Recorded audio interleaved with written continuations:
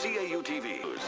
Four-alarm fire is burning through a Philadelphia landmark. The Sears Tower in northeast Philadelphia is on fire. Here's the picture from Chopper 10. You're looking at the smoke and the flames that are billowing from the old Sears building located on Roosevelt Boulevard. Traffic is jammed, and the boulevard is closed right now as firefighters are battling to try and contain that multi-alarm blaze. From the sky to the ground now, Channel 10. When we were kids, we used to hang out on top of the Sears Tower. We used to swing around a flagpole.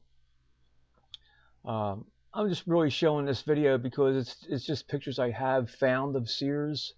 I wish I've taken many before it was imploded, but here's an old newsreel of the fire that happened right before it was imploded. And it's just an opportunity to see the building. Sorry to see it burning, of course, but also my father actually was in the fire department that was right around the corner from Sears, which was engine 70. There's a nice shot of the tower right there. I'm showing the top of the tower. I just want to point out the flagpole that's on top of the tower. When we were teenagers, we used to swing around the rope for the flag, and we used to swing out over the edge of the tower. I mean, you know, we were teenagers, and that's the kind of things that we did. And the view from there was just awesome. It was the second highest point in the city of Philadelphia.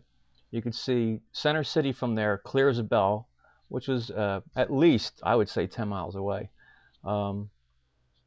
Also, the clock itself, when you came up the tower steps, the mechanism for the clock was about the size of your computer.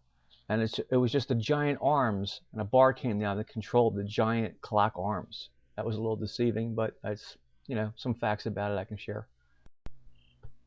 Here we're looking at the clock tower in Juniata Park, about 2.5 miles straight away from it. Again, from Juniata Park. That was basically the view I had from my steps from where I lived.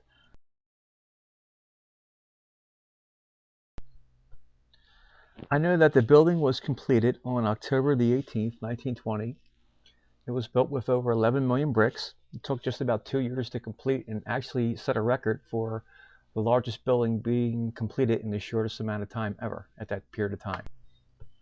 During the 1920s, Sears Roebuck would hire a string band to play in the main courtyard right outside the clock tower for the employees on their lunch break and the patrons that came to Sears that day to shop. To play the top hits of the day.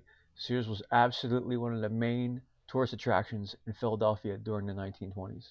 If you look at the window coming up in the zoom here, I used to work there on the 9th floor.